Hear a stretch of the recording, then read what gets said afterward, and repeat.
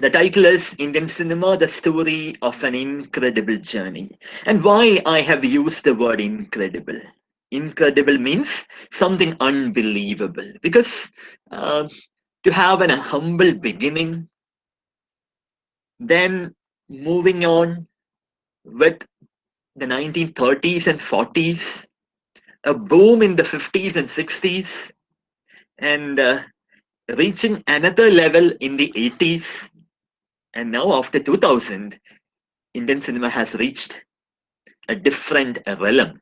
So that is why I have used the word incredible. So moving to my first slide, I think all the students of film studies, you're familiar with these two figures, Louis and Auguste Lumiere, the famous Lumiere brothers.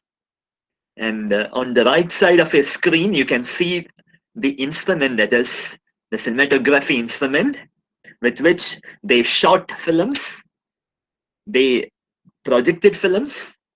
And for every student, any guess about this picture? What is this picture? Anybody? I think you can read the board also, right? Any guess? No. And the date is 28 December 1895. What is the importance of this date? For a student of film studies, this date is very important because on 28 December 1895, the world, for the first time, they gave money to watch a film. And this happened at the Grand Cafe in Paris, the basement of a hotel in Paris. A few short films were projected by the Lumiere brothers, and people were so much surprised, astonished to see the films, the moving pictures on the screen. And the date is 28 December 1895. Dear students, I hope that you're able to follow me, right? Just tell me at any moment, I'll explain once again the whole thing. So please be on the alert and just be brave enough to tell me what is needed, right? So 28 December 1895, and moving on. And what about the beginning of cinema in India? Soon, just 7 months after the Paris event, cinema came to India. On 7 July 1896, just imagine how quick India reacted. India also wanted to be part of this whole history-changing moment. And 7 July 1896, and the Lumiere brothers came down to Mumbai. At that time, it was Bombay, and they screened 6 short films at Watson Hotel in Mumbai. And this is the caricature of that place. And they showed 6 short films. And this was the advertisement. And this is a historical document now. And just have a look at the 6 films, the titles of the 6 films. Entry of cinematography, arrival of a train, the sea bath, a demolition. The 5th one is leaving the factory. I think you are familiar with that. The workers leaving the Lumiere factory. That was one of the short films which was shown to the paid public. And the last one is Ladies and Soldiers on Wheels. And see the words, how beautifully it is written. The entertainment will take place at 6 o'clock, 7, 9, and also 10 p.m. And see the amount, admission 1 rupee, right? And just look at the top part, life-sized reproductions. I hope you are able to see the slide, right? Life-sized reproductions by Lumiere brothers. A few exhibitions will be given at Watson's Hotel. And this was how India welcomed cinema. So before I move to the next slide, I want all of you to watch one or two short films of Lumiere Brothers, which is shown at the Watson's Hotel. One second.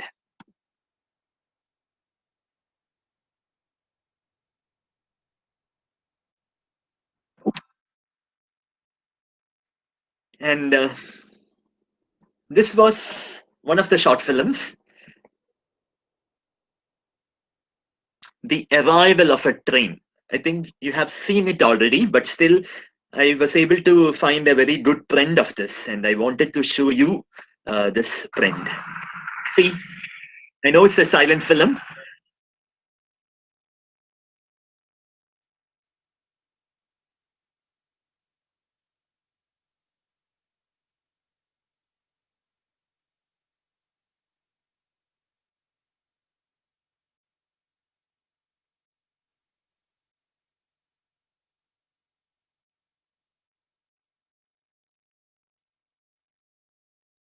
And there is a story behind this, that the people got afraid and they ran away from their seats thinking that the train was going to hit them.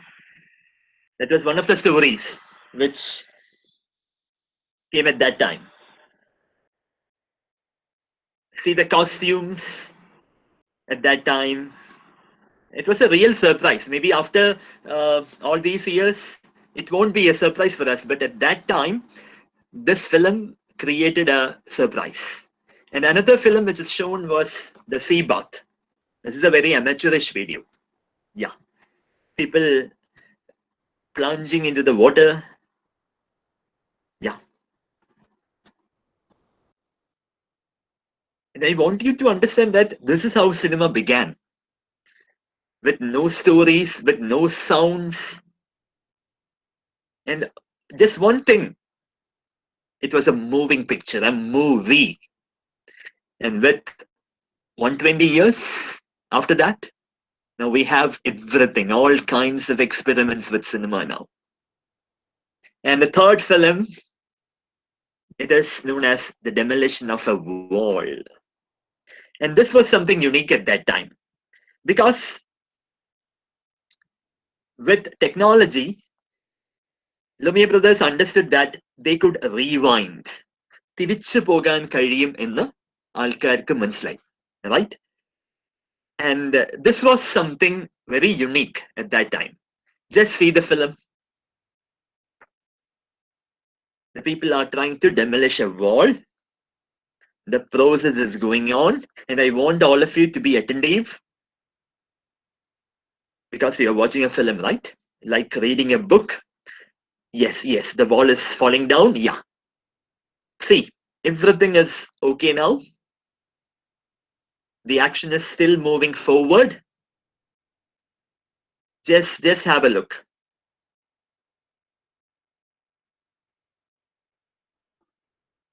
The order will be reversed now.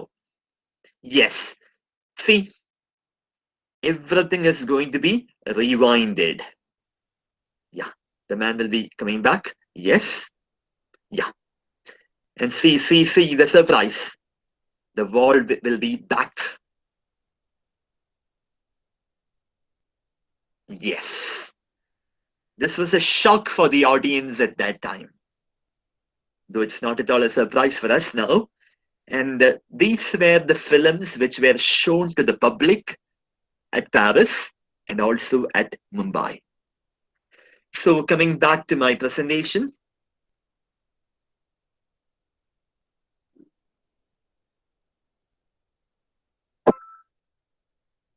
Yes. And what about the beginning of cinema in India? And for us, as I have already told you, cinema is very important for us. Though we live in an era of pandemic, I know cinema is the last priority because the theaters have been shut down in way back in March, almost 11 months. And people are not at all worried about cinema now because they have so many other concerns. But still, cinema is one of the most popular art forms of India because people, especially Indians, they are so much fascinated with cinema, cricket, and politics. And they believe that cinema not only reflects culture, but it also shapes culture. How that happens? See the next line. Because we can understand that Indian films have promoted modernization.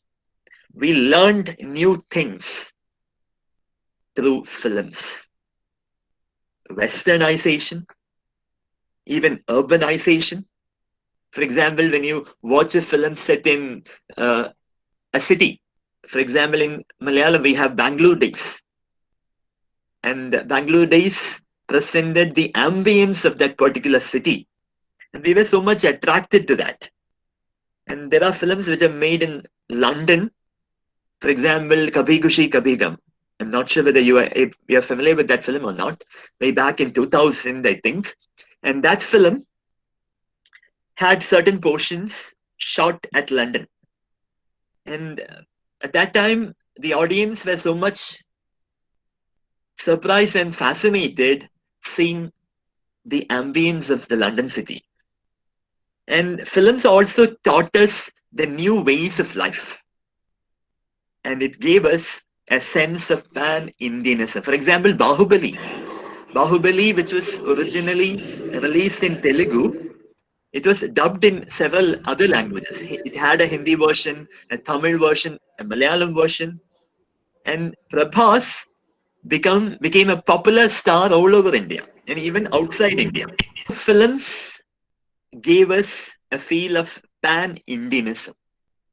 And we are so much familiar with Amir Khan, his films, Salman Khan, his films, even a Bengali film, Satyajitri is very well admired in Kerala.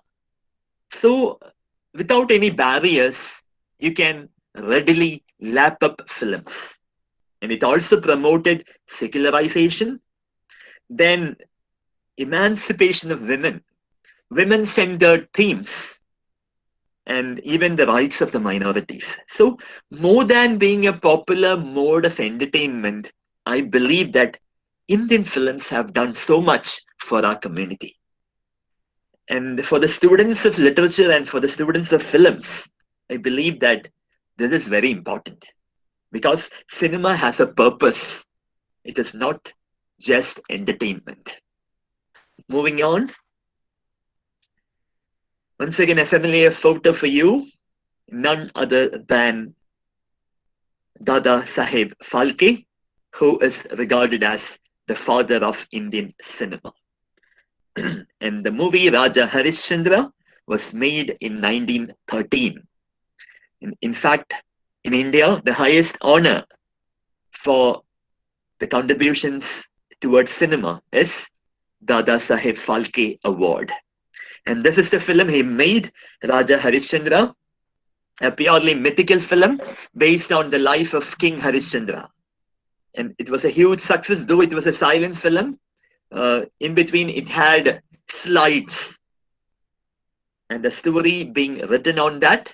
And people read the slides and they continued watching the film. And that was how Raja Harishchandra was made. And after that, he made films like Mohini Bhasmasur in 1913, Satyavan Savitri, Lanka Dahan, Sri Krishna Janma, and Kali Amardam. And this is a rare photograph. And on the extreme right, you can see Phalke, right? And just have a look at the titles. Mohini Bhasmasur, Satyavan Savitri, Lanka Dahan. All these are mythical films taken from our Puranas. So, Phalke was so sharp that he decided to make stories based on Indian epics because these stories are already familiar for the Indians, and he found that as an easy way to reach the minds of the audience. Are you able to follow me? Are you all with me?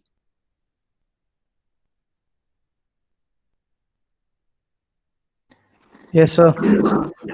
Or are we moving through a silent era without talking, right?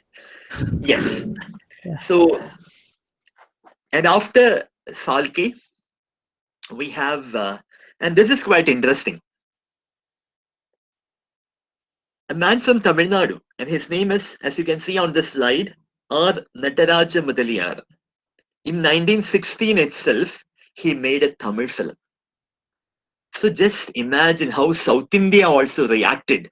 1913, Falke made a film.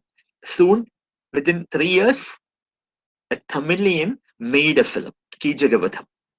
And I think you have seen the film Celluloid. Celluloid, the Malayalam film by Kamal Prithviraj as J.C. Daniel.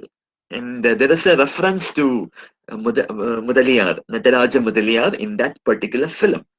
So once again, Ki Jagavatham is also based on Mahabharata episode, the story of Draupadi, Bhima and Kichaka.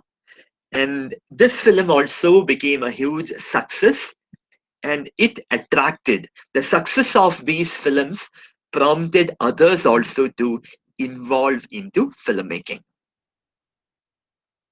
And then comes the first talkie, Talkie, the first talkie of Indian cinema, and it was Alam Ara, which came in 1931. So after 18 years, Harishchandra was released in 1913. And I think I have a suggestion for you. There is a Marathi film titled Harishchandraji Factory. Harishchandraji Factory. Maybe if you have already seen that, if you haven't, and if you are interested, just try to watch that film, Harishchandraji Factory, and it clearly portrays how Falke entered into the world of filmmaking. And he had a close connection with our Raja Ravivarma also. And somewhere I have read that Falke had a plan to add Ravivarma also in the film making process, but unfortunately that didn't happen. I have read somewhere, right? So Alamara, directed by Adeshir Irani, and this is the first Indian talkie sound film. And the lead actors were Prithviraj Kapoor and Zubaida. So from here onwards, the legacy of the Kapoor family starts. Prithviraj Kapoor, Raj Kapoor, that legacy also starts. And the film had 7 songs. So from Falke to Irani, 1931, the first Indian film. And then comes another film, Sant Tukaram. And why I have included this film? The film is titled as Sant Tukaram. So at that time, Indians preferred watching mythical dramas. And this was the story of a saint named Tukaram who experienced several tribulations in life. ജീവിതത്തിൽ ഒരുപാട് കഷ്ടനഷ്ടങ്ങൾ അനുഭവിച്ച ആളാണ്. But he was always loyal to God, faithful to God, and finally God saved him. It's a kind of a moralistic story which had a message to convey that you need to be loyal, you need to be faithful, you need to remain honest to achieve in life, to be a success in life. And you can imagine, this film also was a runaway hit, Sant Tukaram. So from all these films, you can understand that the preference was given to mythical films, mythological films, or rather mythological films, that is the exact word, mythological films. And the first change came with this film. And we had a new star, Ashok Kumar, and also a new actress, Devika Rani. And the film is Achut Kanya. And Achut Kanya was a social drama. And that was a change from the mythological kind of films. There was a shift to social dramas. A story of a man falling in love with a girl who was regarded as an untouchable. And the film preached the ideas of Mahatma Gandhi and also Jawaharlal Nehru. So this film also had a purpose, and maybe for the first time, the Indians were able to watch a film closer to reality, closer to real life. And that is the significance of Achut Kanya. So remember, from the silent film Raja Harishchandra and Phalke's other mythological films, the Tamil film Kichagavatham, and a few experiments, of course, in Telugu also, and even in Malayalam. I'll come to that. After that, the first talkie came. Then filmmakers who understood the impact of mythological films, they once again made films like Santukaram and also social dramas like Achut Kanya. And this was how Indian cinema started to grow. At the same time, what about the studios in India? The early studios of Indian cinema, one is, the most famous one is the Prabhat studio. Prabhat studio at Mumbai. And another one at that time, it came a bit late, but still one of the most popular studios, the Tamil AVM studios. And I think you know that the films were shot inside the studio because that was easy at that time. And they never shot outside the studio. They created sets, they created a background, and they shot the scenes. And the studios played a major role at that time. But now, what about the modern day?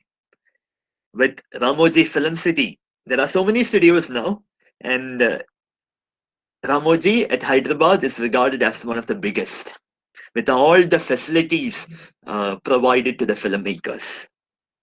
I think if you have seen Udayananatharam, the Roshan Andrews film Udayananatharam, it had beautifully presented all the details of Ramoji Film City.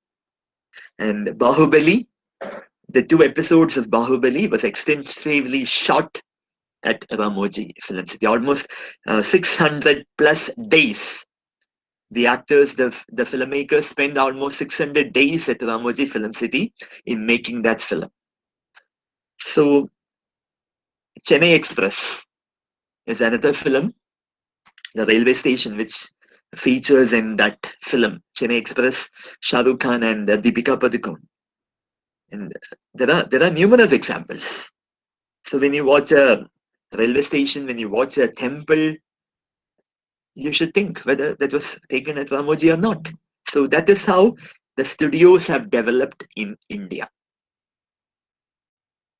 Then, and at the same time, Malayalam cinema also began to rise. And you're familiar with this man, none other than J.C. Daniel, regarded as the father of Malayalam cinema. And this is a still from the film Vigathakumaran, which was released in 1928. And it was translated into English as The Lost Child. Unfortunately, the print is not available.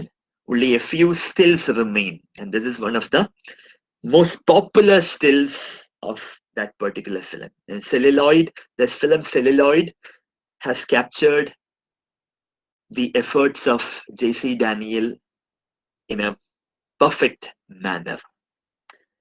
And after Vigathakumaran, there was another experiment, the film based on the novel Martandavarma. Unfortunately, they couldn't release the film because they had certain legal issues with the publisher of the novel, and they couldn't release the film Martandavarma. And the producer lost money for that. So it was just a beginning, a humble beginning for Malayalam cinema also. And this was the theatre, Capitol Cinema at Travancore, where I think Vigathakumaran was exhibited for 1 or 2 shows. And there are so many stories behind that also. And I think we should not be taking more time to talk about Malayalam cinema now, right? Yeah. And this was the first talkie in Malayalam cinema, Balan, directed by S. Natani. And that was released in 1938. I hope that my students are taking down the notes also, right? So Balan is regarded as the first talkie in Malayalam, came out in 1938. See how people advertise that on the right side of your screen. Salem Modern തിയേറ്ററുകാരാൽ തയ്യാർ ചെയ്യപ്പെട്ട ആദ്യത്തെ മലയാള ചിത്രം ബാലൻ, right? So that was how people advertised. And then the studios, the most popular studios, one is the Udaya studio at Alapura. It is no more. I think Kunjaku Boban tried to revive that studio a few years ago with the film Kochava Paulo Ayyappa Koila, but unfortunately that didn't work. And another popular studio was the Maryland studio, and they always had a rivalry, Udaya and Maryland. ഒരു ശത്രുത ഇവർ തമ്മിൽ ഉണ്ടായിരുന്നു, അല്ലെങ്കിൽ ഒരു മത്സരം, അതായിരിക്കും കുറച്ചുകൂടെ നല്ല വാക്ക്. So and these two studios, they have played a huge role in the development of Malayalam cinema.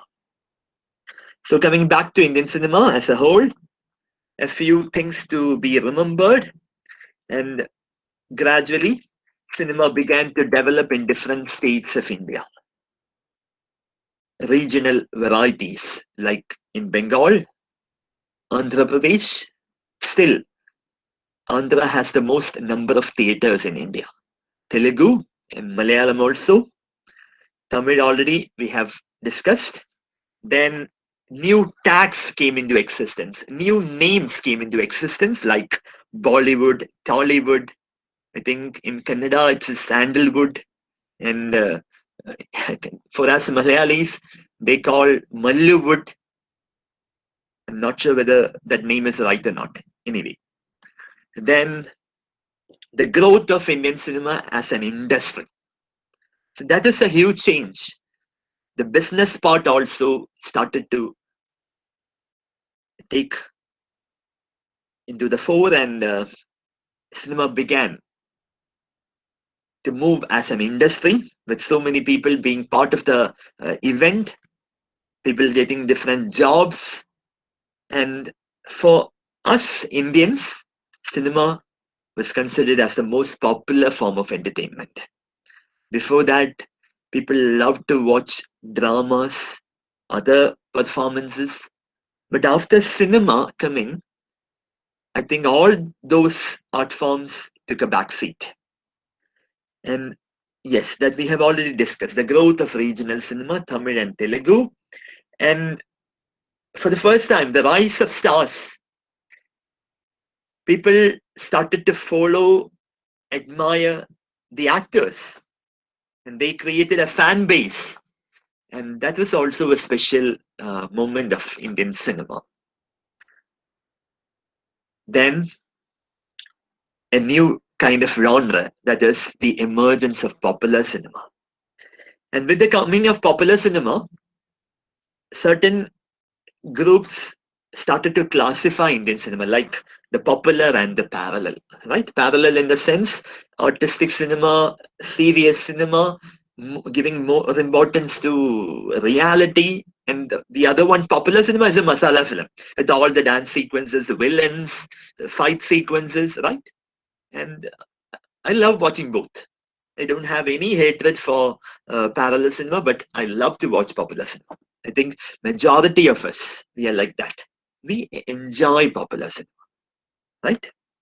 And I want you to remember all these things, because these are the things which happened during the initial stages of Indian cinema. And I have taken a quotation from a social and cultural critic named Vimal Dissanayake. No need of remembering the name. It is Vimal Dissanayake, and he has said that there are 6 factors, 6 forces which have had a profound impact on the growth of Indian cinema. And I think it is important for us also to know that. And the biggest impact is the two epics, Ramayana and Mahabharata. Just think, ഈ രണ്ട് എപ്പിക്സിലുള്ള അല്ലാതെ എന്തെങ്കിലും നമ്മുടെ സിനിമയിലുണ്ടോ? A hero suffering, a villain capturing a woman, the hero fighting against a villain, and finally the triumph of the hero coming back, and all the civilians or the people welcoming Raman and Sita. And same in the case of Mahabharata, the rivalry between the brothers and the concept of a multi-starer. Just imagine the Pandavas alone. Yudhishthira, Bhima, Arjuna, all are heroes, right? That is why when Rajamouli or someone wanted to make a film on Mahabharata, I think they would be forced to rope in all the stars. Imagine all the stars coming together for a film like our 2020. And even when M.T. Vasudevan Nair wanted to make his Randamoolam a film, they tried, I think, these are all rumors. I think Mohanlal was given the role of Bhima, and they tried to rope in Mammootty for doing the role of Duryodhana. Oh, sorry, maybe Karna. Once again, it's only a rumor. I'm not sure about it. But my point is, the concept of a multi-starer also comes with the epics. Thrilling sequences are there, right? Music is there. So all these elements became part of Indian cinema because the filmmakers were hugely under the impact of the two epics. Why only the filmmakers? Even us. നമ്മൾ പോലും ഈ പറഞ്ഞ പുരാണ കഥകളിൽ നിന്നാണ് ഒരു inspiration എടുക്കാറുള്ളത്. And that also shows the brilliance of Rajamouli when he made Baahubali. It looked like an Amar Chitra Gatha. Just imagine an unimaginable scenario created, and that itself gave a liberty for Rajamouli to present anything, right?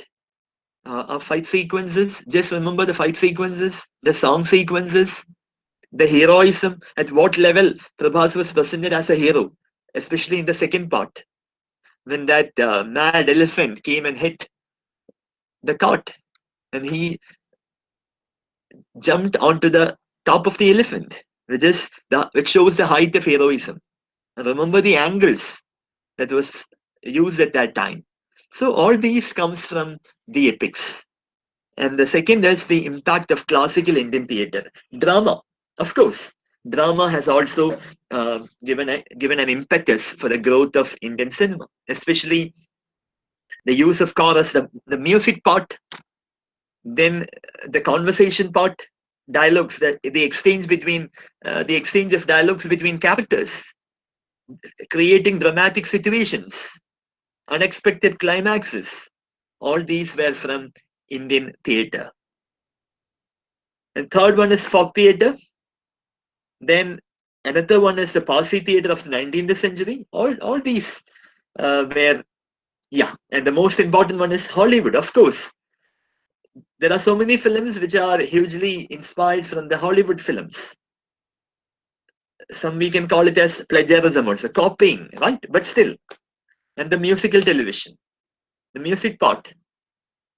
And music, as you all know, is an essential ingredient of Indian popular cinema, Indian masala cinema. And they were inspired from the musical television.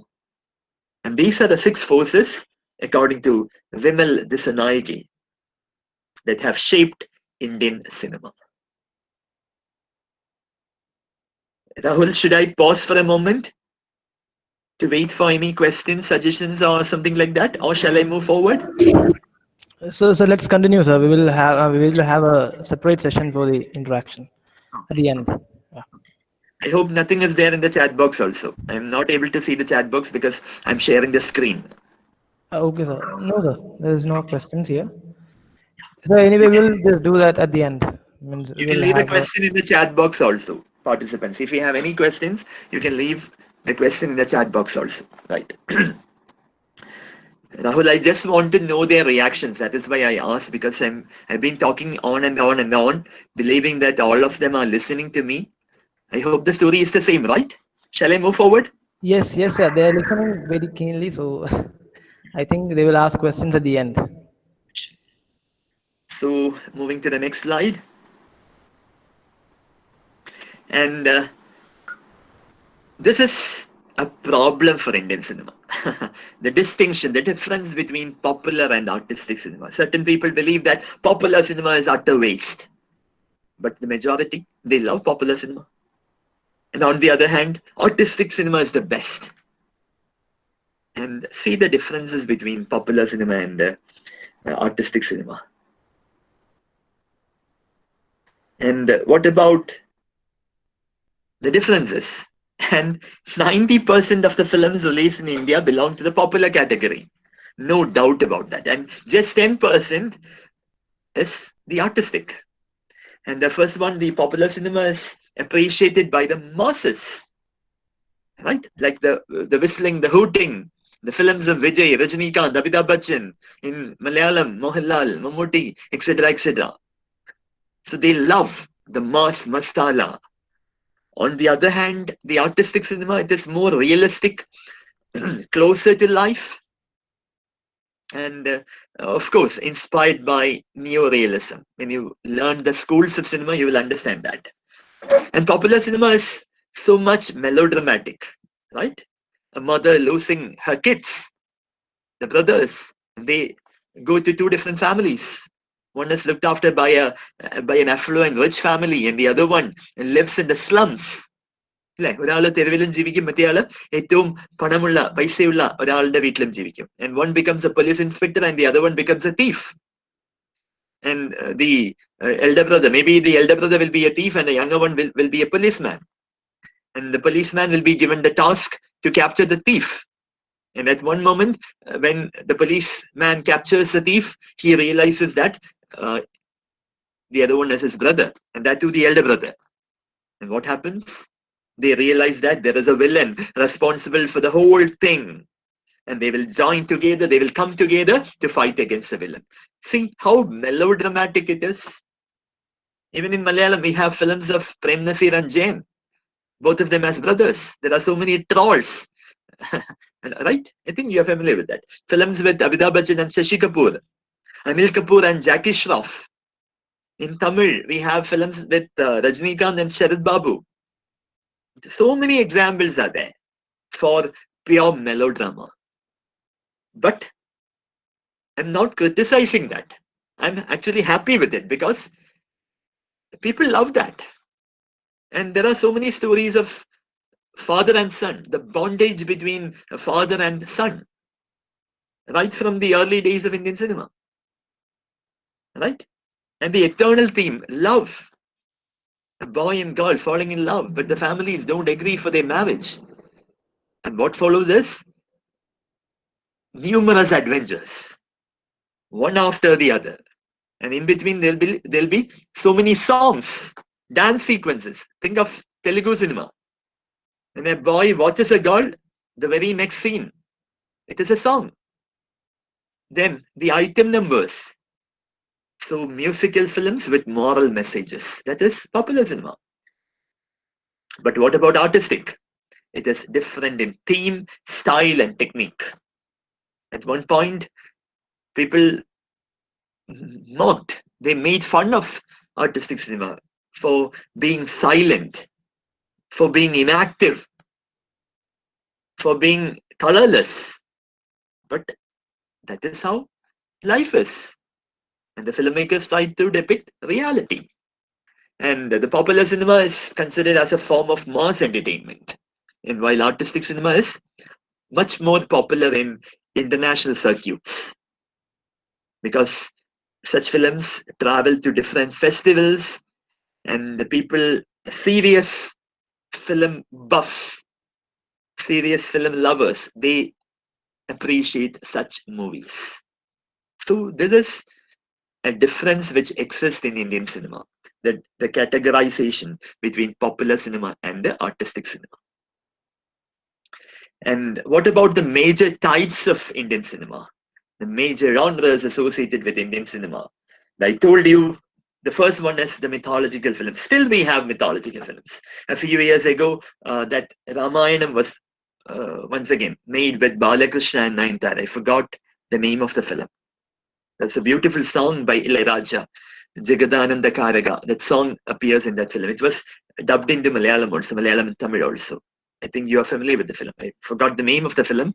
And Sri Ramarajyam, right? Yes, Sri Ramarajyam. And that was a mythological film. And what is the speciality of a mythological film? It will have fantastic narrations of ancient stories. The stories taken from Ramayana, Mahabharata, and other mythical stories. The second one is devotional films, purely devotional.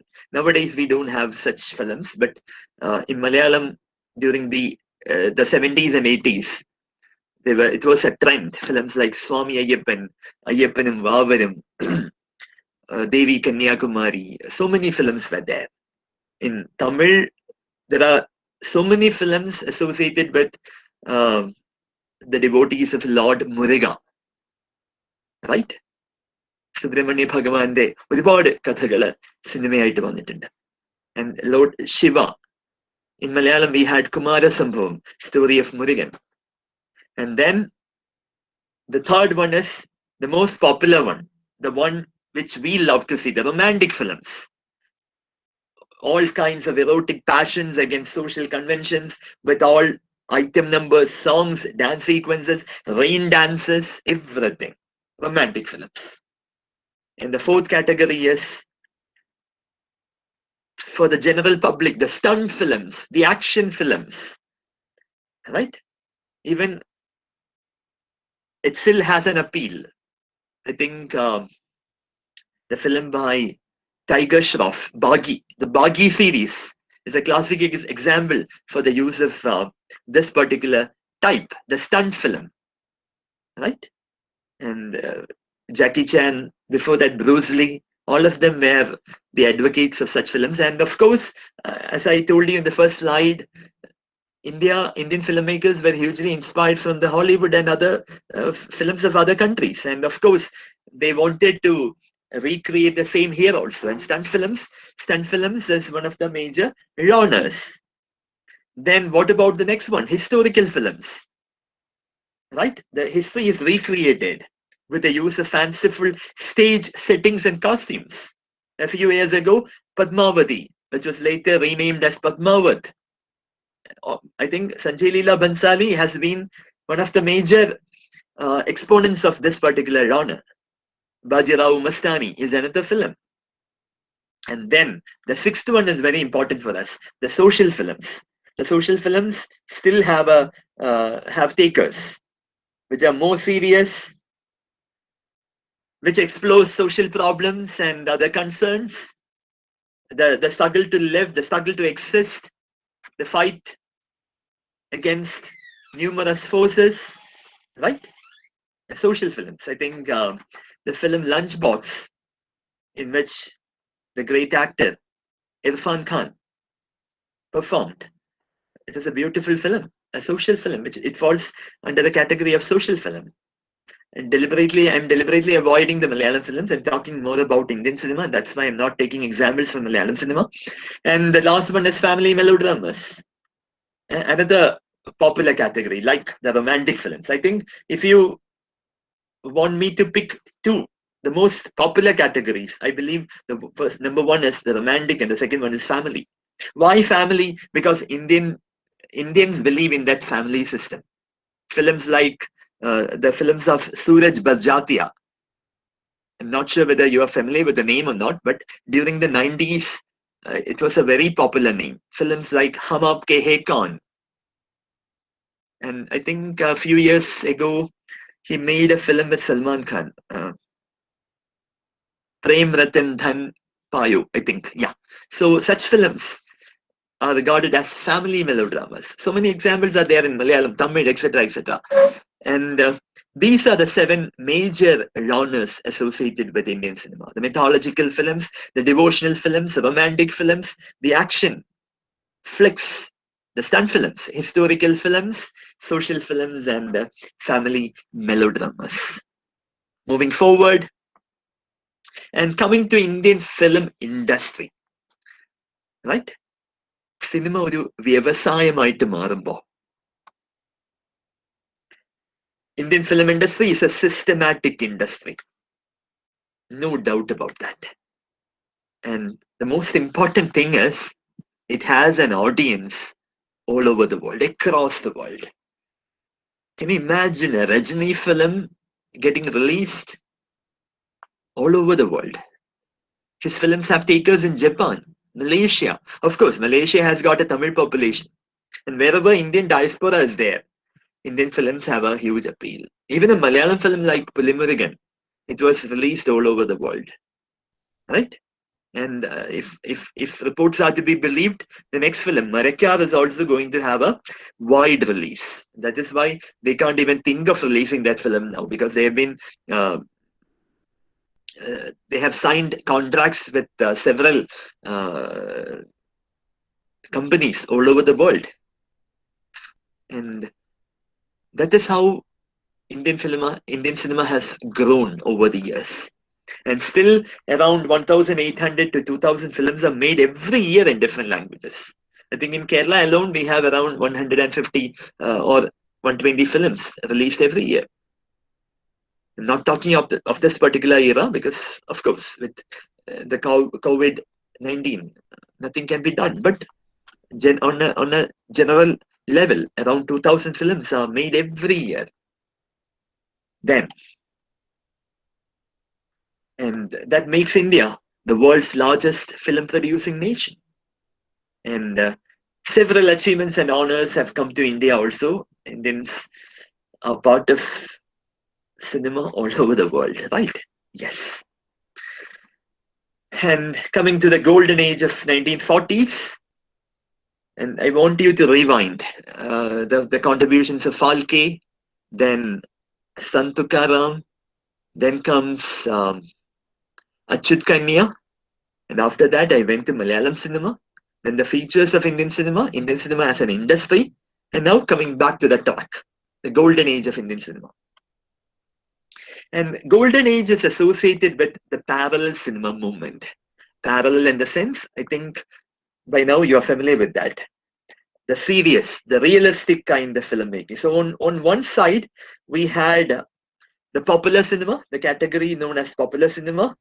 And on the other hand, we have the parallel cinema. And during this period, 1940s to 1960s, Hindi cinema, the Bollywood cinema also started to grow. So that is also very important for us. Though we categorize Hindi cinema generally as popular masala cinema, for a student of film studies, this is very important. And maybe I'm talking to you from a general perspective, not as a student of 3rd DC BA English Film Studies paper. My intention is, I want all of you to comprehend the growth and the stature of Indian cinema. That is why I don't wish to narrow down.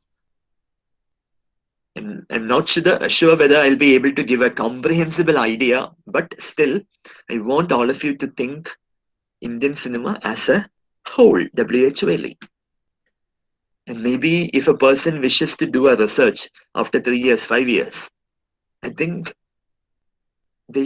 such people also should take this very seriously. I know I'm talking to first year, second year, third year students, but still,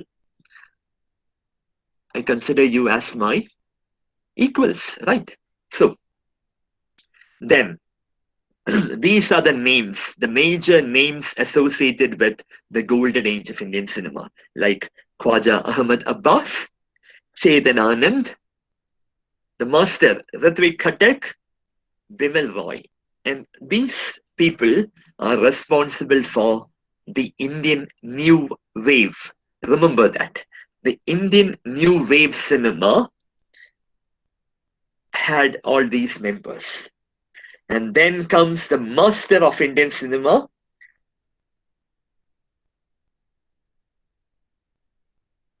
none other than Satyajitri.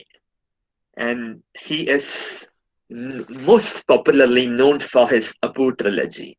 and the debut film, Pather Panjali, released in 1955. And in one of the essays written by Satyajitri, Ray says that it was deliberate on his part to pick Pather Panjali. When you study adaptations, you will learn that. Because nobody is familiar with a person like Satyajit Ray. But all the Bengalis, they are familiar with the novel Pather Panjali, Vibhuti Bhushan Bandyopadhyaya. And picking a novel, a popular novel, as the source of his first film itself gave an impression for the audience. I hope you got my point. Ray, the name Ray, Satyajit Ray, was the name entered the hearts of the audience because they understood that Ray was going to make a film based on Pather Panjali.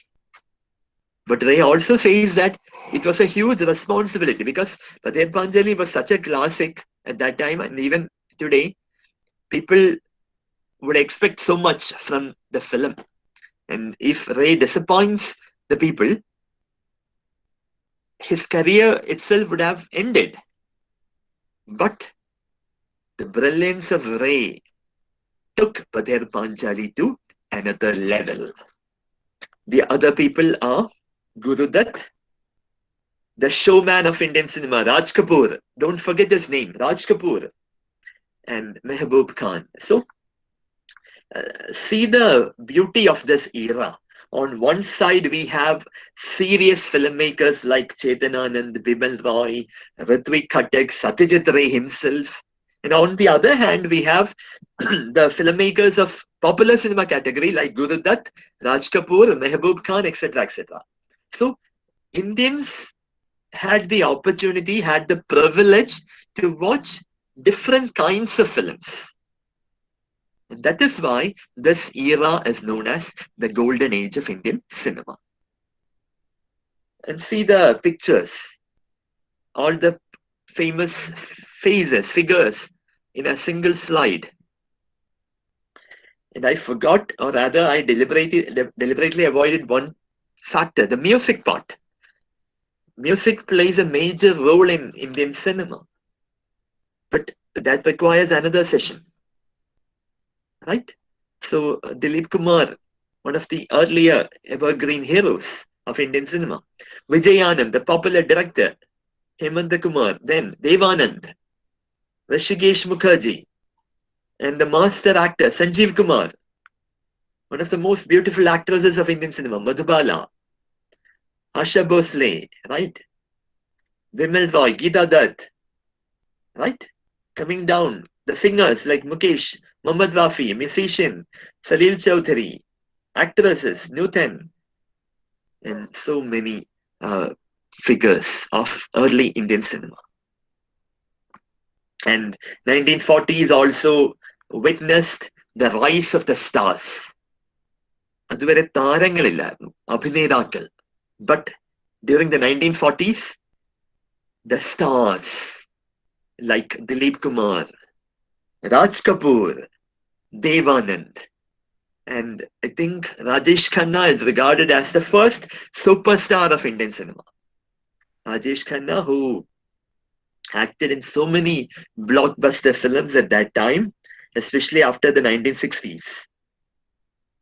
And then comes the angry young man during the 1970s, none other than Amitabh Bachchan, who ruled India without any challenges for many years. Towards the end of 90s, he decided to quit cinema. I think it was in 91 or 92. He did a film, a kind of a farewell to films. He took a hiatus for 5 years, but returned. And now we have the big B, right? How his stature has changed.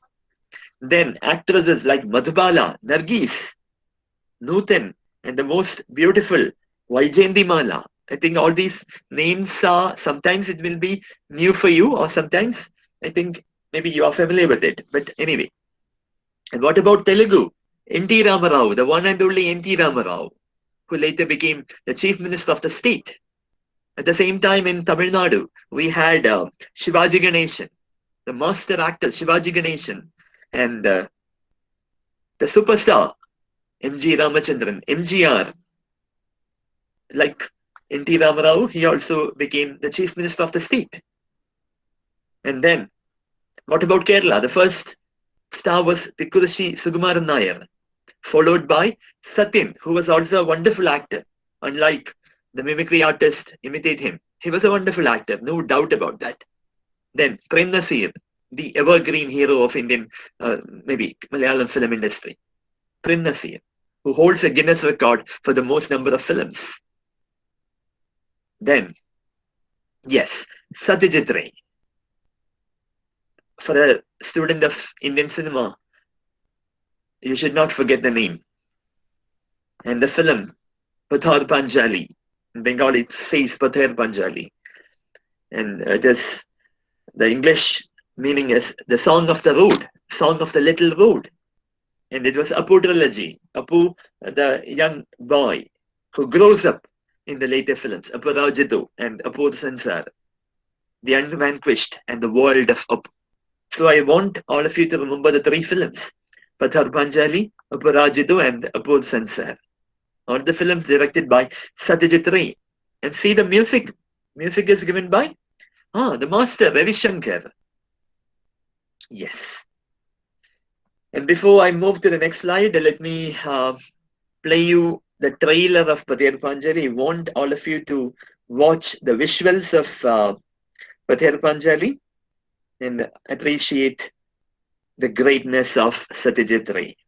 1 second, please.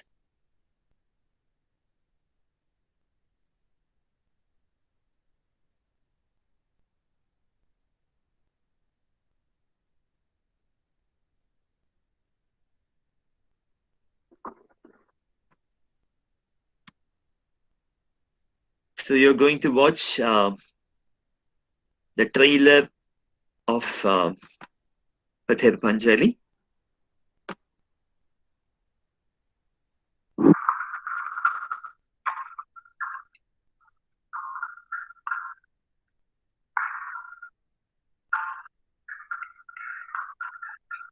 This is Apu. See how he grows up.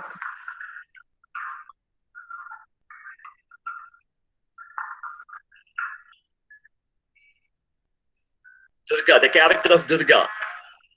See the field, the flowers.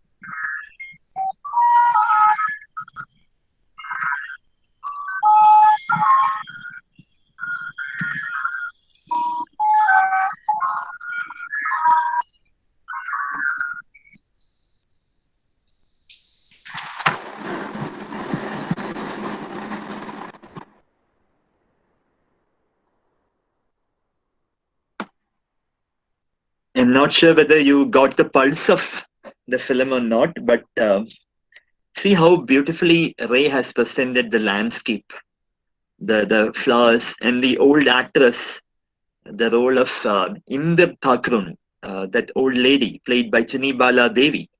She has given a wonderful performance in this film. So Pather Panjali is a landmark in Indian cinema, right?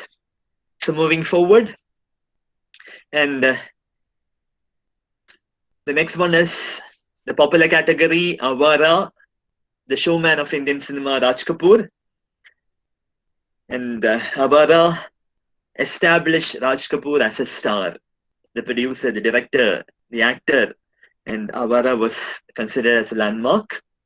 And I just want all of you to write the names of all these films, because when you get time, you can search on internet regarding the theme and all, because I think I don't have much time left for me to explain all the other things. So Avara is a major film.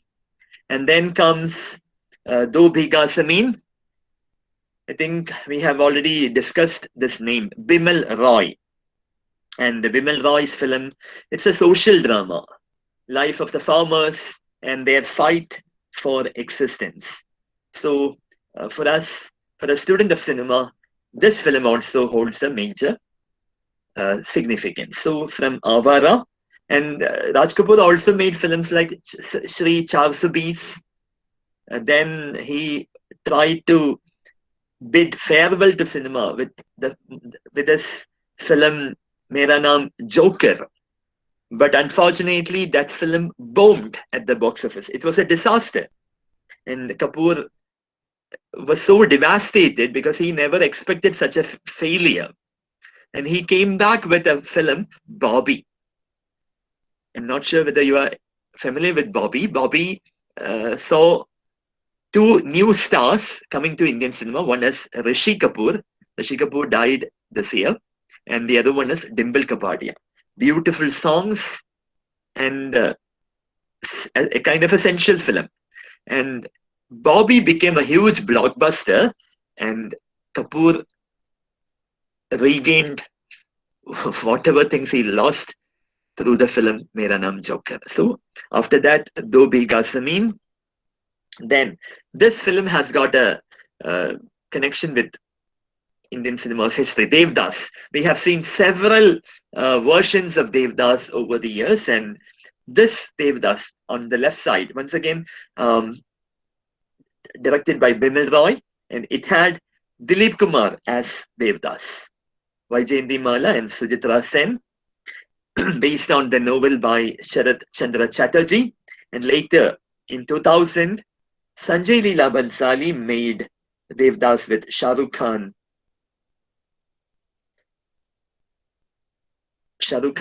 Madhuri Dixit, and the other one was Aishwarya Roy. So that is, just see the posters. That itself shows the difference of the two eras. Devdas of the 1950s and Devdas of 2000. And I have always told my students that the films of Sanjay Leela Bhansali, it will look like Deepavali. Even the emotional melodramatic scenes are placed in a very cozy background with all the lights and all the decorations. So Devdas was so luxurious and so colorful, so brilliant. Yes. And then moving on, and this is a Marathi film, Shyamchi Ai, and this was the first film which won, yes, the National Award for the Best Film. The first National Award for the Best Film, a Marathi film. Once again, it's a social film. So now when I say a social film, I want all of you to connect with the genres that we discussed, like the mythology, the romantic, the social dramas, etc., etc. So Shyamchi Ai is a Marathi film, and it is considered as a social film. So when you write the history, the progress of Indian cinema, don't forget to add this name. And the classic, the 1957 film Mother India, Sunil Dutt and Nargis, and directed by Mehboob Khan, and music by Naushad. A bit melodramatic, but it shows the power of a woman, how a woman is considered as an epitome of almost everything: power, confidence, assertiveness, the struggle epitomized by the character. So Mother India is a major landmark of Indian cinema, and it also has the music by Naushad. And then Gurudutt, Gurudutt with his Pyasa. Uh, Pyasa is once again a social film. And on the right side, we have Do Aankhein Barahat, directed by the master V. Shantaram. And it deals with the life of the prisoners and the life inside the prison. And the theme itself is once again social, because how people are treated inside a prison. And it also discusses the possibility of certain reforms. എന്തൊക്കെ മാറ്റങ്ങൾ വേണം അതിനെക്കുറിച്ചൊക്കെയാണ് ഈ ഒരു film ദുആഖേൻ and Barahat. And after that, yes, it's a Telugu film. It was also remade in Tamil. It was known as Maya Basar. Maya Basar is an Indian epic fantasy film directed by K.V. Reddy. And the film is actually a retelling of the epic story. And it had N.T. Ramarao as Lord Krishna. And Ramarao was considered as synonymous for playing Lord Krishna. Krishnan എന്ന സങ്കല്പിക്കുമ്പോഴേ ജനങ്ങളുടെ മനസ്സിലേക്ക് ഓടി വരുന്ന പേര് ഇദ്ദേഹത്തിന്റെയാണ് N T Rama Rao. And Maya Basar was a huge blockbuster both in Telugu and Tamil. So this is how the mythological films made a return to Indian cinema through films like Maya Basar and other films. And Mughal-e Azam is a landmark, once again a landmark. K. Asif, who directed the film, and beautiful songs by Naushad, and an epic historical drama which had Prithviraj Kapoor, Durga Thote. I think so much fascinated with Madhubala and Dilip Kumar, and it narrated the love story between the Mughal prince Salim and Anarkali. The love story of Salim and Anarkali, played by Dilip Kumar and Madhubala. Mughal-e Azam was a huge hit, and it was remastered a few years ago with added colors and enhanced sound quality, and it was re-released. After Mughal-e Azam, another Dilip Kumar film, that is Ganga Jamuna. And you'll be wondering, what is the significance of this particular film? Ganga Jamuna has one significance because I think this was the first film which had the hero with a few negative qualities. In Indian cinema, we believe that the hero should be either 100% virtuous. If he is not virtuous, he is branded as a villain. But in Ganga Jamuna, Dilip Kumar had certain negative shades to his character. And that was quite a unique experiment at that time. And it was followed by another Satyajitri film, though it doesn't have any connection with Ganga Jamuna. Charulata is a beautiful film by Satyajitri, and some wonderful songs and all. And I want you to watch a scene from Charulata, an iconic scene from Charulata. 1 second, please. I'll play the video now.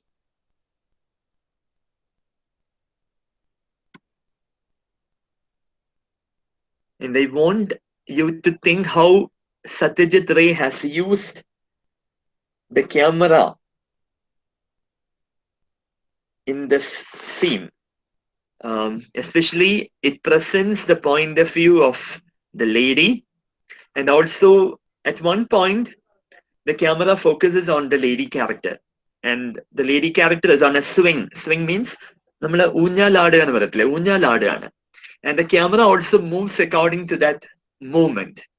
So when a person watches the scene, he feels that he also is moving, and then he gives a look to the other side, to the other character, and that shot presents the perspective of the woman.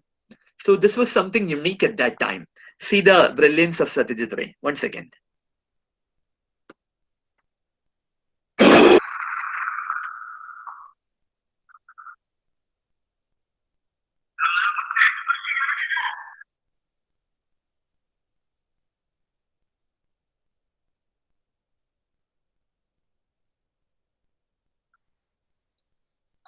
See, the lady begins to sing.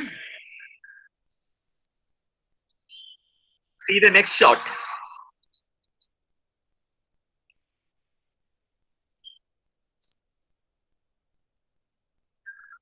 See, she's on the swing, and we also get the feel. Focus on the lady character.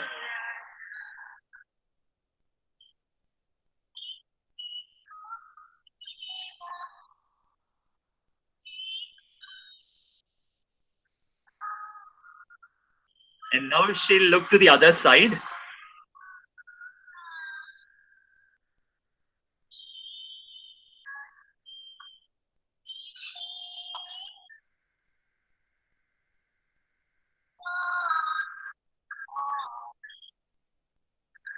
The camera will present the perspective of the woman. See, yeah. See the motion, how the swing moves. The camera moves according to that.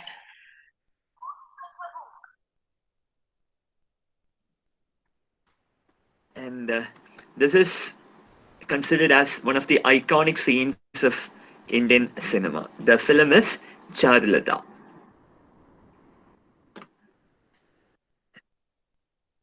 Rahul, how much time can I take? 10 or 15 more minutes? Yes, sir. Yes. Any suggestions in the box? Chat box? Nothing? So we have one question. That's all. Okay. That we'll I take think after the session. few students are waiting to interact. Oh, sure. At the end, Okay. Yeah. Moving forward, I'll speed up a bit. So, I know it's a Malayalam film, but I cannot ignore this film because for Malayalam film industry, Chemmin is, of course, a landmark. And also, when we discuss Indian cinema, Chemmin holds a special position. In 1965, directed by Ramu Kaviyat, and Chemmin had all the best in business. Ramu Kaviyat had Salil Chowdhury for doing the music part, the camera, the editing, everything. And it had actors like Satyan Kottarakar, Sridharan Nair, one of the brilliant actors of Malayalam cinema, Madhu and Sheila playing the role of Karathamma. And Chemmin was the first Malayalam film to win the President's Gold Medal, right? In fact, Neelakuil, way back in the 40s, I think it was in 50, right? Neelakuil won the President's Silver Medal, but it was Chemmin which won the gold medal. So Chemmin is also one of the landmark films of Indian cinema. And Guide. And what is the speciality of this film? Because at that time, the filmmakers wanted to present the novels, the stories of the novels written by popular writers as films. And Guide was actually a novel by R.K. Narayan. In Malayalam also, that was a trend. Films like novel of P. Keshavadeva. So even Chemmin was based on Tagari's novel. So similarly, in Bollywood, Guide was a classic example of an adaptation. And it was so perfectly presented that even R.K. Narayan was happy with the presentation. The Guide was directed by Vijay Anand, and it had absolutely mesmerizing songs. I think 6 or 7 songs, which are still enjoyed by millions. And Devanand was at his romantic best in the film Guide, and it had a superlative performance by Wahida Rahman also, right? So Guide is a 1965 film, and then I believe that this is the first multi-starrer of Indian cinema, Waqt, with all the stars, the popular stars of that time coming together for a film by Yash Chopra. And Yash Chopra is a name which we can't forget. A man who made films like Silsila, Kabhi Kabhi, Dil To Pagal Hai latest, yeah, and his son Aditya Chopra, who made Dilwale Dulhaniya Le Jayenge. And Waqt is considered as one of the early multi-starrers of Indian cinema. So that is the importance of this cinema. Mere Suhra Jabi, Tujhe Maloom Nahi. That song appears in this particular film, Waqt. Moving forward, the two legendary figures of South Indian cinema. More than the acting, I want all of you to understand their status as a popular personality. One is M.G. Ramachandran, who actively became part of Tamil Nadu politics, who was part of DMK at first, a close friend of Karunanidhi, and in fact, MGR's life was adapted in the film Iruvar. Iruvar was actually loosely based on the life story of M.G. Ramachandran, a Maniratnam film in which Mohanlal played the role of Anandan. So, M.G. Ramachandran, who entered into politics, who had a huge fan base, and he converted all the fan units in Tamil we say that Resigar Mandram, and that was uh, renamed, and he was able to establish his domination at a what do we say, at a grassroots level, and he easily moved to the status of a chief minister. And certain films like Ayirathil Oruvan had certain political statements. I forgot that the title of the film. He wanted a filmmaker to make a movie to suit his status, and he was so happy with the outcome that he decided to enter politics after the success of that film. In fact, people say that he became confident after the success of that film. So I want you to understand the relationship between cinema and politics, how people created a fan base through cinema, and they gradually move, they enter into the world of politics. And the same story on the other hand, N.T. Ramarao, who did the roles like roles of Lord Krishna, Lord Rama, and he also became the chief minister of Andhra Pradesh. Similarly, we have Chiranjeevi, who started Praja Rajyam, but unfortunately, he couldn't be a success like MGR or N.T. Ramarao, but still. And Vijaykanth in Tamil, and now people believe that Rajinikanth will enter into politics, and he gave an indication also. So, I want all of you to understand how film stars have a huge impact upon the audience, especially in South India, right? But in Kerala, I don't think it will work. I think Prem Nasir also failed. But in Tamil Nadu, Andhra Pradesh, Karnataka, this can happen, right? Then a few offbeat in the sense parallel cinemas, serious cinemas, artistic cinemas like Uski Roti by Mani Kaul. Don't forget the name of Mani Kaul, and the brilliant actress Smita Patil, who won the award for the best actress several times, and she was a brilliant actress, and in fact she acted in one of the Malayalam films also, Chidambaram, directed by G Aravindan. So Uski Roti is an offbeat film by Mani Kaul, and another one is another name that you should never forget is that of Mrinal Sen, Mrinal, Mrinal Sen, and Bhuvan Shom is a brilliant film. Bhuvan Shom, which won 3 national awards for the best film, best actor, Utpal Dutt as the actor. Then moving on, Pakisa, like Mughali Azam, Pakisa was also a major success, and it was also remastered. And more than Pakisa, I want you to remember the second one, Ankur, another name along with Mani Kaul, that is Shyam Benegal. Ankur, which won the 1974 award for the second best feature film. So all these filmmakers are part of Indian parallel cinema movement. And then comes the blockbuster, which altered the equations of Indian cinema, Sholay by GPCP. And the film was released in 1975. And that was a huge blockbuster. And can you imagine, the first few days, nobody came to watch this film.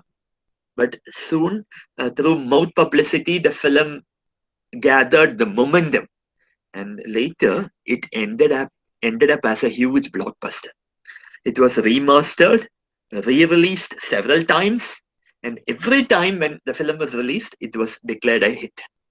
And beautiful songs, story of two friends, thick friends, played by Dharmendra and Amitabh Bachchan.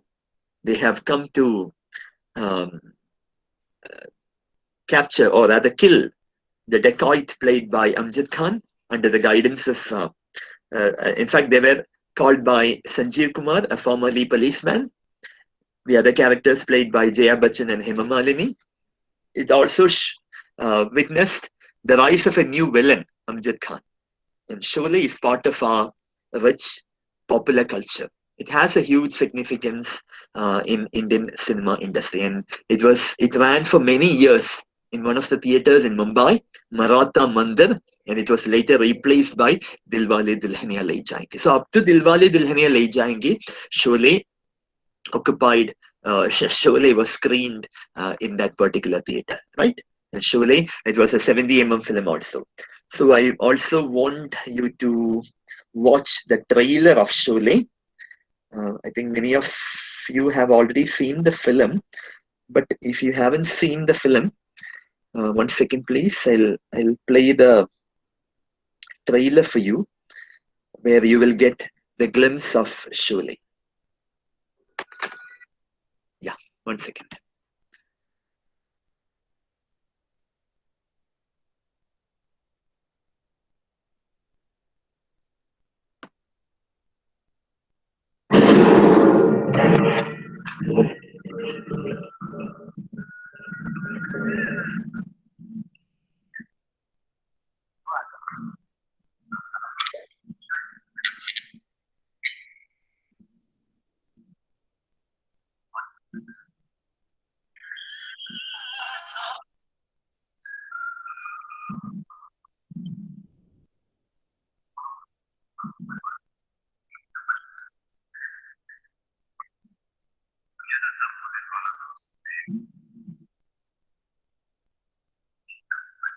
This is Satyajitri Kumar. Sajid Khan.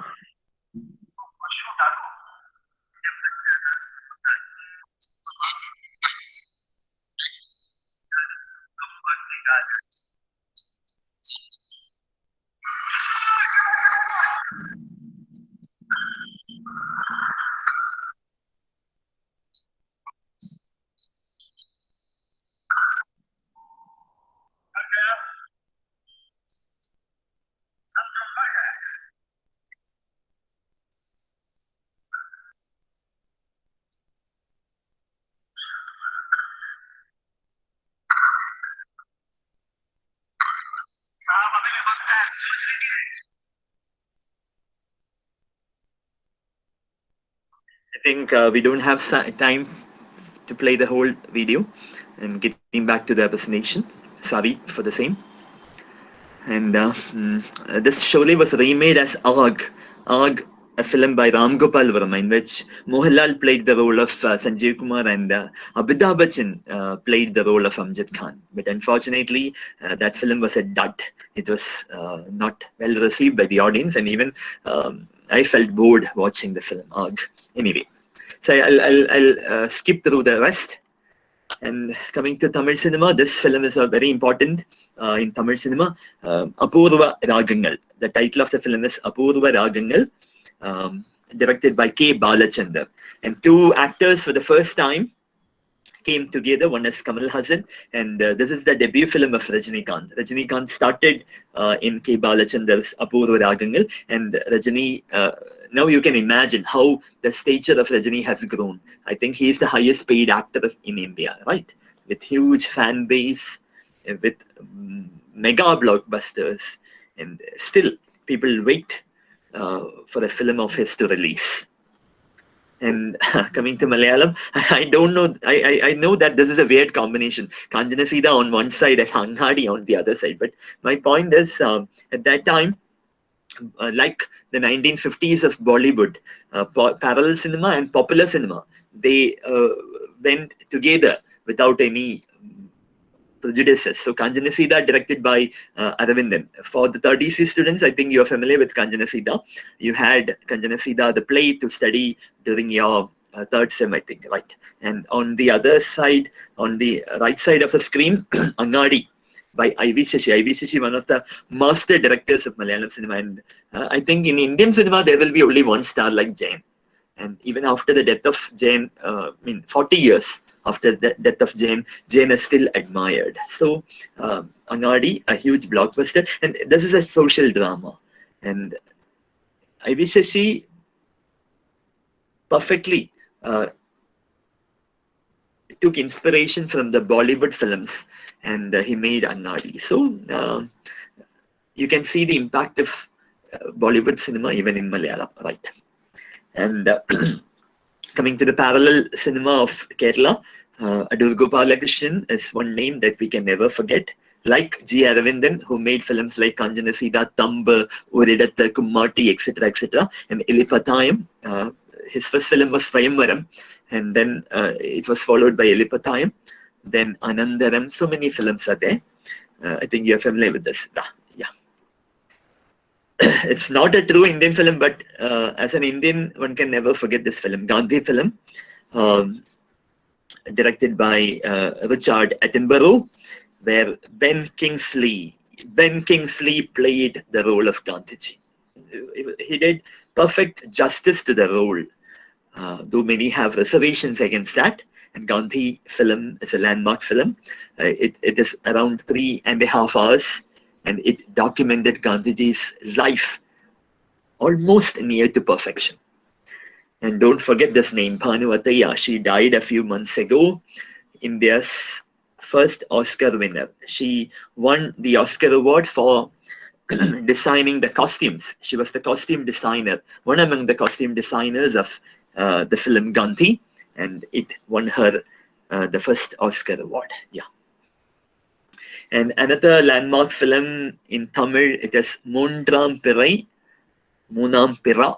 It was remade in Hindi as Sadma, and one of the eternal lullabies, eternal songs created by Ilayaraja, Kannai Kalaimane, appears in this film. Surumai Akhiyon Se in Hindi. So this film took Kamal Hassan to the Bollywood level, and even Rajinikanth also appeared in many Hindi films. And Shri Devi, and that is why I have included this film. Shri Devi was well appreciated for her performance, and Shri Devi gradually began to focus on Hindi cinema. And Silka Smita is another figure, another character who appeared in fact, I have used the word figure itself, right? Who did many item numbers in films. Then moving on, My Dear Kutichathan, as you know, the first 3D film ever produced in India, and the most happy thing is that it came in Malayalam, right? So remember the first 3D film of India, My Dear Kutichathan. These are the popular directors, the older generation and the new generation in one sense. Anurag Kashyap, so many good films. Raj Kapoor, Maniratnam, the man who redefined Tamil cinema. K. Balachandar, who showed a new way to Tamil cinema. Satyajitri, the master. Yash Chopra, Gurudutt, and the legendary Adur Gopalakrishnan. And it also, the rise of the new stars happened during the 1980s. Amitabh Bachchan conquering Indian cinema. And Mithun Chakrabarti also. Then Chiranjeevi conquering Telugu cinema as the dancing star. Kamal Hassan and Rajinikanth in Tamil. Mammootty Mohanlal in Malayalam. Shah Rukh Khan, the new generation. These are the few films of Amitabh Bachchan. Amitabh Bachchan's growth from a star to a mega star. Sholay, Sanjeev. I think Sanjeev was the film which which metamorphosed Amitabh Bachchan to a superstar. Diva, Abhiman, Anand, all the films. Amar Akbar Anthony. I should have included Amar Akbar Anthony in the slides itself. Kabhi Kabhi. So all these films established Amitabh Bachchan as a star. Shri Devi, I have already told you, don't forget this name, because when we discuss the contributions of the actors, Shri Devi was one such personality who conquered Indian cinema as the diva, D-I-V-A, diva. She had such a charisma that all over India, her films were well received. Films like Miss for India, Chandini, Nagin, and unfortunately she had a tragic death. Then Tamil cinema rising to the national level. Maniratnam, films like Nayakan, and the second one was an experimental film, a silent film which came during the 80s, Pushpak. If you haven't seen it, please try to see the film Pushpak. It's a beautiful film, though it is silent. So Nayakan was based upon the life of the Mumbai Don, a person who went from Tamil Nadu, Thuthukudi to Bombay, Varadaraja Mudaliyar. And the film is loosely based on the life of the Mumbai Don Varadaraja Mudaliyar, and this the performance of Kamal Hassan fetched him the first national award. First or second, I'm not sure, but he won the national award for Nayakan. Then also you should remember the women directors who contributed for the growth of Indian cinema. Kalpana Lajmi, don't forget her name, Aparna Sen. Then we have Meera Nair, and in Malayalam we have Anjali Menon, Shri Bala K. Menon. So women directors have also played a Kalpana Lajmi, I forgot the second name. Third one is Aparna Sen, then Meera Nair. Films like Salam Bombay, Mississippi Masala, Kama Sutra, etc., etc. So Indian cinema have had women directors also. Moving forward, the new stars continued. Amir Khan, Salman Khan during the 90s. And what about the actresses? People like Madhuri Dixit. One problem which I felt trying to make a presentation on Indian cinema, I had to go for Bollywood generally, but for the listeners, I want you to understand that even regional cinema has also stars, right? So I haven't avoided them, but when we discuss such a topic, I'm forced to look more upon Bollywood cinema. So Madhuri Dixit, Aishwarya Rai, who has transcended the boundaries of Indian cinema, Priyanka Chopra and Vidya Balan also. Another popular film which came in Malayalam, which had a huge fan base all over India, Fasil's Manchitatale, and it was remade in several languages. It had Tamil version, Telugu, Kannada, Bengali, Hindi version, directed by Priyadarshan. The name was Bol Bulaiya. And I think in Kannada or Telugu, it had a second part also. Right. And Shekhar Kapoor is one name that we should never forget when we discuss Indian cinema. Films like Miss for India, maybe the first Desi superhero of Indian cinema. The character played by Anil Kapoor, and the villain was iconic, played by Amrish Puri, Mogembo. And the dialogue Mogembo Khush Hua was so much popular at that time. So Anil Kapoor's Miss for India, it was considered as the first superhero of India. Bandit Queen, which narrated the life of Bholan Devi, the struggles, the hardships, finally her change to a bandit woman. Another film by Shekhar Kapoor, Bandit Queen, and it was highly criticized also for presenting the character as nude, because in Indian censor board, according to Indian censor board rules, nudity cannot be permitted. But this film had a scene which led to several controversies, and Shekhar Kapoor used a long shot, but that was a reality, a real episode from the life of Bholan Devi. Then Maniratnam's films like Roja and Bombay, and from the 90s onwards, that is why I used these two films as examples. From the 90s onwards, regional films attained a pan-Indian appeal. Roja had a Hindi dubbed version, Bombay had a Hindi version, and even the songs of A.R. Rahman, popularly known as the Mossad of Madras. Now, with all these films, Roja, Bombay, etc., etc., his music was well loved by all over India, all over India, different states of India. And after the success of Bombay, he moved to Hindi film industry and he did Rangila film by Ram Gopal Verma. The film had Amir Khan, Urmila, and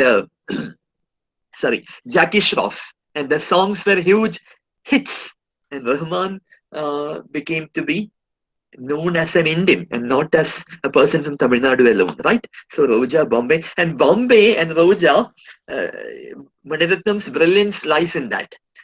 Though these films are romantic films, he fused, fused patriotism into these films. So that was a clever move. Songs like Tamila Tamila in Roja. So that touch of patriotism, the feel of Indianism, became an advantage for the success of these films. I'll show you the climax of Bombay after some time.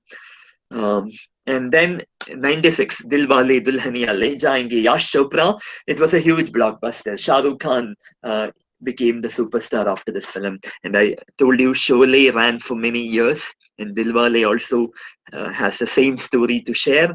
It ran for many years. In fact, it replaced Sholay at Maratha Mandir, the theatre Maratha Mandir. And what about the post 2000? I think I'll wind up with this. A new crop of filmmakers, young filmmakers appeared, many different genres with daring themes and new styles, experimentation. You have so many examples, anthology films, right? Then one of the trends which I saw was the fascination for the crore clubs, films with 100 crores, 200, 500, even in Malayalam. That trend has started. I think it was Gajini, Amir Khan's Gajini, which touched the 100 crores for the first time. Tell me if I'm wrong. Then films like Bodyguard, our Siddiq, who made the Hindi version, Salman Khan and his Bodyguard. Then Three Idiots, the highest, the biggest hit of Indian cinema. Baahubali. So the love for the crore clubs, Malayalatile Kodi Club എന്നൊക്കെ പറയില്ലേ, right? Then films with a universal appeal, even for example Baahubali, it had a universal appeal, and so many awards came to India. Remember Slumdog Millionaire, though it is not 100% Indian cinema, it gave us many honors. Then no more regional boundaries with dubbing, subtitling, with OTT platforms. There are no regional boundaries. A Malayalam film is released all over India, even outside India. A Tamil film, people waiting for a Rajinikanth film to release. So no more regional boundaries. Then what about the investors? So many international investors like the Fox, the Century, the Sony, Warner Brothers, all of them have started to invest in India. So that shows the power of Indian film industry. And nowadays we have the web series getting popular with all the OTT platforms. And these are the trends of post 2000 era. Yes, Lagan, after the new trend, Lagan is a classic directed by Ashutosh Gawarikar. Amir Khan redefined the nature of Indian cinema. Slumdog Millionaire, directed by Danny Boyle, won many Oscar awards. Right? A.R. Rahman, Gulzar, winning Oscar awards. And yeah, once again, the popular category and the parallel category. Three Idiots, a huge blockbuster, and we love the other one, Irfan Khan and Nimrat Kaur, Lunchbox, directed by Rajesh Bhattwa. There are so many films like Black, Pa, Barfi, Pink. I can name 100 films, different films. In fact, it will take a day or two to explain all the films like that. And Baahubali, yeah, no words. I think you know that. You know the impact of Baahubali. And yeah, I want all of you to remember this also. The Indians are familiar with many international films through different festivals scheduled in India, and the most prestigious among them it is the International Film Festival of India, IFFI. Earlier, it was conducted in different states. Every year they will change the venue, but after so many years, they decided that they'll go for a permanent venue. A venue should be fixed, and they have fixed Goa. the state of Goa as the permanent venue. So International Film Festival of India, IFFI, happens in Goa every year. And last year, they celebrated the 50th edition of International Film Festival of India. Similarly, we have IFFK, International Film Festival of Kerala. All of you are familiar with that, in Trivandrum every December.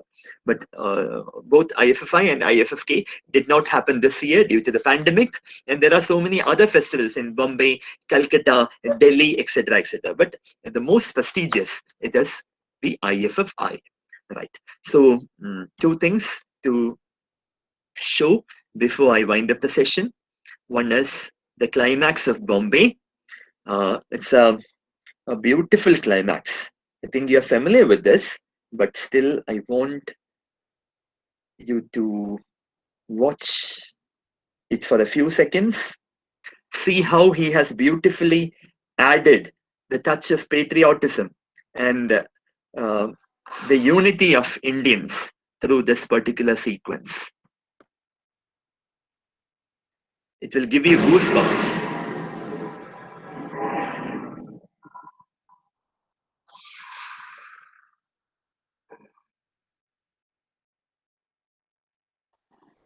This is the last portion of the film.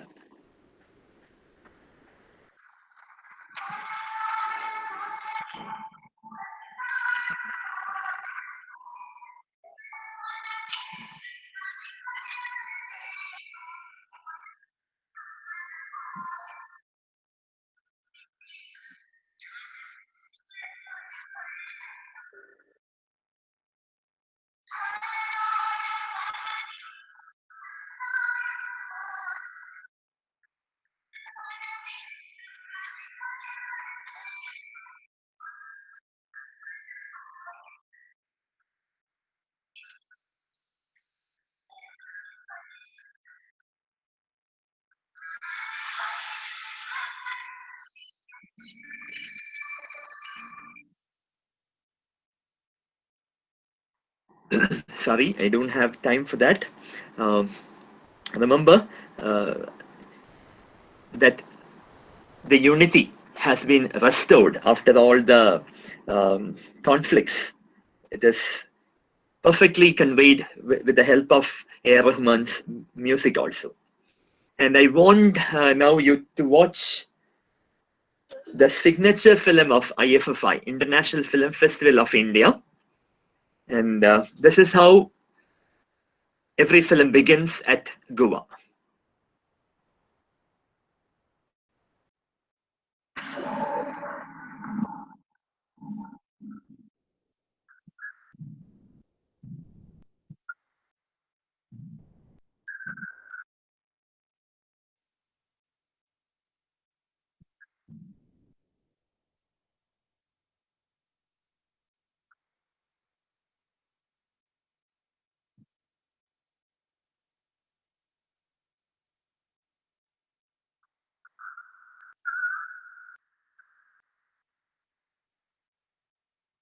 And this is actually the video of 2011 festival, but the signature film remains the same, right?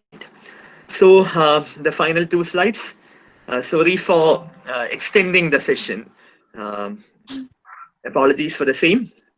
And what next is a big question.